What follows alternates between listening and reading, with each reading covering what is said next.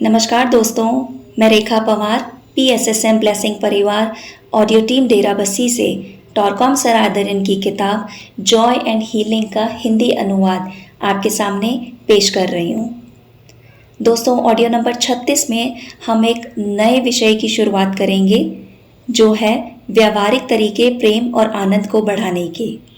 Number 1, जो कुछ भी आपको लगता है कि दूसरों की अभिव्यक्ति में प्रेम और आनंद के खिलाफ है या आपके भीतर है, सबसे पहले इसे विश्लेषण भाव से देखा जाना चाहिए।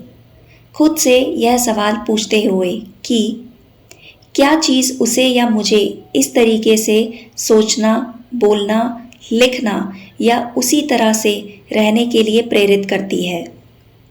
यह सवाल पूछने के बाद इसके ज़्यादा से ज़्यादा जवाब ढूंढने की कोशिश करें। अगर आप स्पष्टवादी हैं, खुद के साथ और ईमानदार हैं, वह आपको कारणों की ओर ले जाता है। इस सवाल तक गुस्सा, बैर या डर के साथ ना जाएं, ताकि आप अपनी देखने वाली आंख के तंत्र को विकृत ना कर सकें। पूछें, कब वह या मैं इस व्यवहार को संपूर्ण करना चाहते हैं? वह या मैं किसकी सेवा करना चाहते हैं?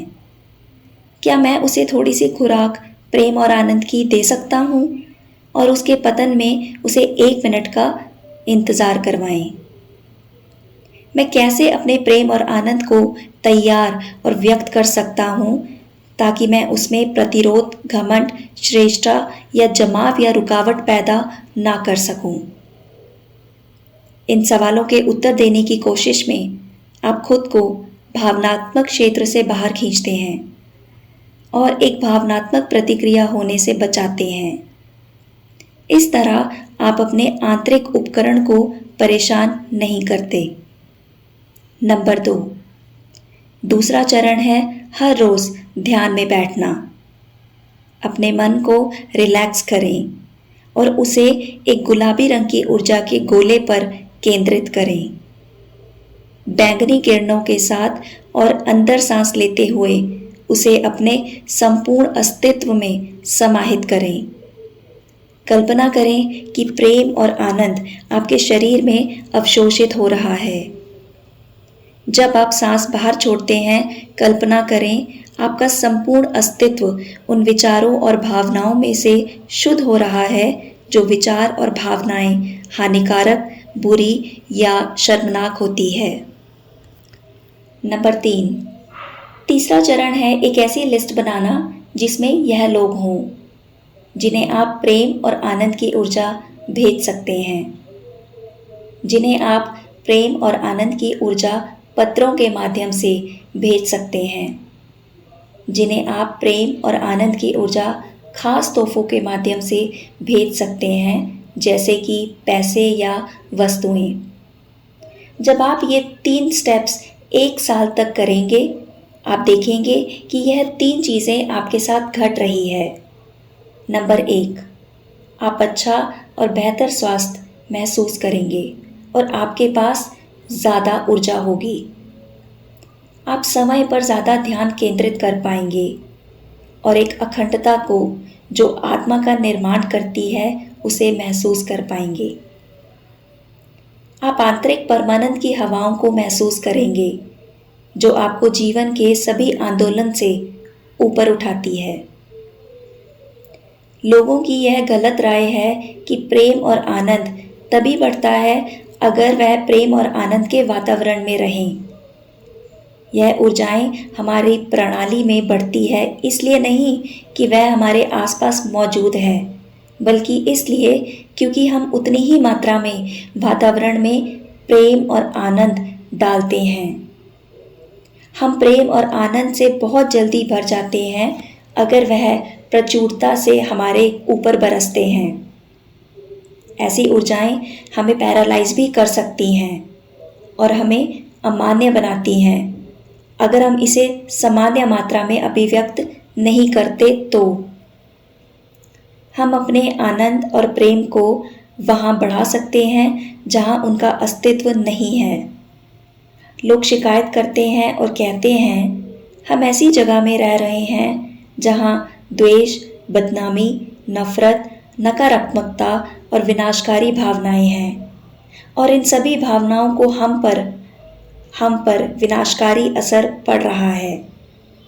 यह बिल्कुल सही है अगर हम प्रेम और आनंद के साथ प्रतिक्रिया नहीं देते और परिस्थितियों को प्रेम और आनंद विकसित करने के लिए उचित स्थिति के रूप में लेते हैं। नियम ये है कि आप अपना प्रेम और आनंद को इस तरह बढ़ा सकते हैं जब आप इन्हें दूसरों को देते हैं जिनके पास ये नहीं है। आप इसे इस तरीके से दे सकते हैं कि आप दूसरों से प्रेम और आनंद को उजागर कर रहे हैं और उन्हें प्रेम और आनंद की कीमत का अनुभव होने देते हैं। आप दूसरों को जागरूक बनाते हैं कि कैसे प्रेम और आनंद बढ़ता है अगर उसे उन लोगों को दिया जाए जिनके पास ये नहीं है। प्रेम करने का मतलब ये नहीं है कमजोरी के आगे समर्पण करना, उन चीज़ों को स्वीकार करना जो हानिकारक है, आलस्य सहन करना, कमजोरी और गैर जिम्मेदारी को बढ़ावा देना, कुरूपता को स्वीकार करना, लोगों का शोषण करना या लोगों को नींद में डालना।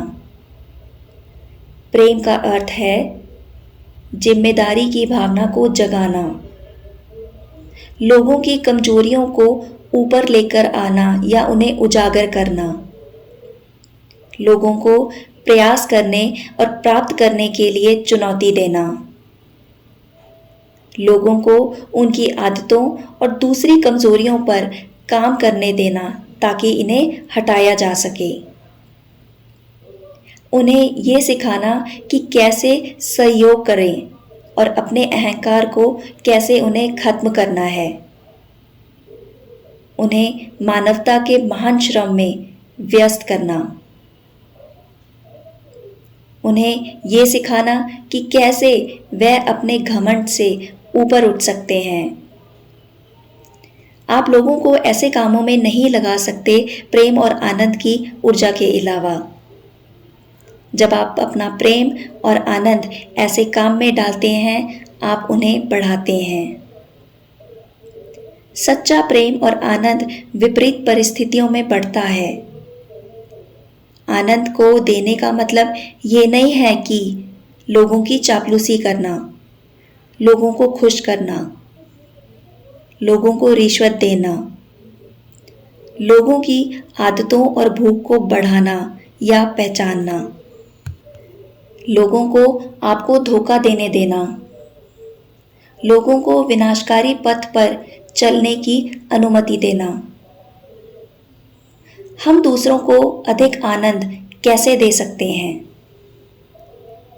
उन्हें तथ्य दिखाकर, उन्हें दूरदर्शिता, आशा और भविष्य देकर, उन्हें ये सिखाकर कि कैसे वह अपनी समस्याओं को सुलझाएं, उन्हें अपनी आंतरिक घड़ी से संपर्क करने में मदद करने से,